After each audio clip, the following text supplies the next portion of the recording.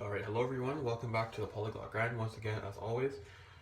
Today, I have good news. I finally decided because I posted a video a while ago talking about which I couldn't decide on whether I wanted to learn Japanese or Korean. So after doing a lot of research, asking a lot of people, looking up experience videos on YouTube, talking to Koreans, talking to Japanese people, asking both groups which language they think would be more useful, which group of people there's more of in this area. I ended up finding out that there's more Koreans here. There are a lot of Japanese people, but they're mostly in Toronto and stuff. But there are more Koreans in general, and I was on, I think it was a government website, and they said that a lot of the Koreans that are here are foreign-born Koreans. So they grew up in Korea and then they came here. And they said a lot of them were between the ages of 18 to 25. So that's my age range. That'd be cool to meet some cool Koreans and practice Korean and stuff. And the fact that there's Koreans in the city, which for Japanese, I would have to go to Toronto every time I wanted to practice because I've never, in my whole life, I've probably seen maybe 3 Japanese people here in this ever. So Koreans are everywhere. I've seen a lot of Korean restaurants nearby and everything, so I could just go and practice there.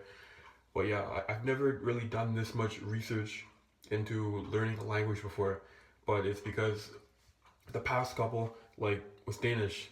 I was like, okay, I'm gonna learn Danish, and then I started, and then I couldn't find any Danish people, and it was also hard to find resources and stuff like that. So with Korean, I was like, I'm gonna learn from past mistakes or whatever, and do a lot of research and really make sure I decide on the right one before I start learning. Because I want to learn Japanese and Korean, but I tried in the past to learn them both at the same time, and that was a disaster. So I'm gonna learn one at a time. I'm gonna learn Korean first. I'm not sure how long this is gonna go for because I've gotten bored a lot with the past couple languages. Like with Spanish, I was supposed to do Spanish for a while, then I ended up getting bored, and then I switched over to Chinese for a bit, which I'm doing right now. And yeah, so I'm gonna learn until I get bored. Hopefully, I'll get to a decent level before I hit that point.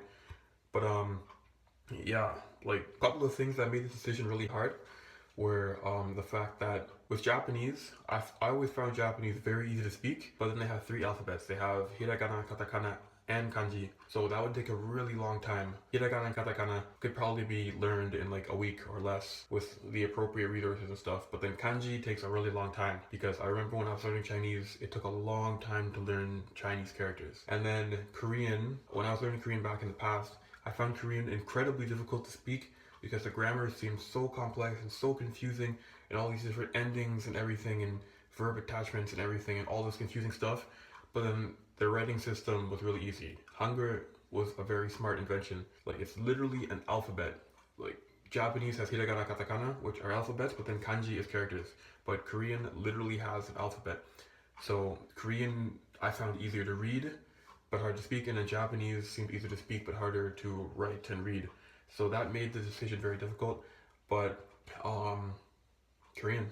Anyway, so I originally wanted to start learning today because I'm feeling really motivated today, so I thought it'd be a good idea to start today. But I feel like I'm kind of diving into this too quickly, so I feel like it'd be smarter if I start May 1st. So I'm going to start learning Korean officially May 1st. And I have to specify that I'm not starting from scratch.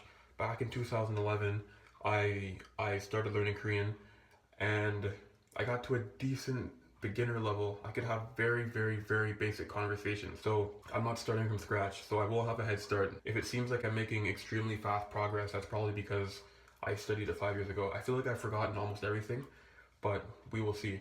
I also have a video, I'll see if I can find it, of me attempting to speak Korean back when I first started learning it. So if I can find that, I'll put it here, or I'll just 저는 한국말 보유하고 있어요.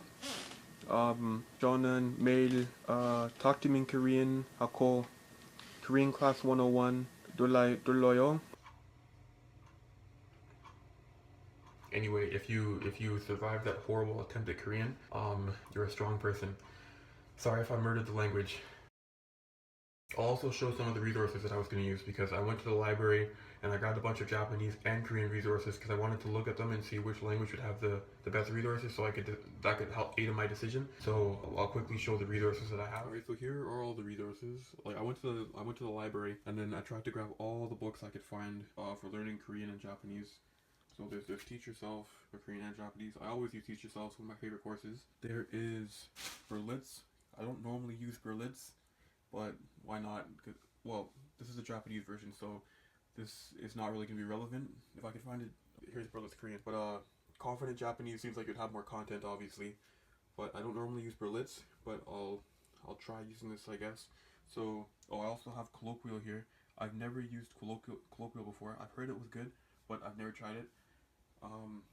There's Earworms Japanese. I really wanted to use Earworms Korean, but they don't have it, which is really unfortunate because I normally use Earworms when I'm starting out learning a new language. But the other problem is some of these kits had like problems with the CDs, so like the audio wouldn't rip to my computer. So I don't like using the books without the audio. So the ones with like the weird CDs, I won't be using. But yeah, I'm also gonna order Spoken World Korean. I used Spoken World Dutch, it was decent, so I'm gonna try that too. And then I'm kind of nervous, but I'm gonna try Asimil Korean because I like using Asimil, but it's in French, and I heard someone say that you're not supposed to use Asimil for languages that are very different from yours if you're doing it through a language that's not your native language. So French is not my native language, but I'm still gonna be using it for learning Korean. So I'm gonna see if I can find an English version. Normally I would just use the French version, but Korean is so different, so I'm kind of worried. But yeah, these are all the resources.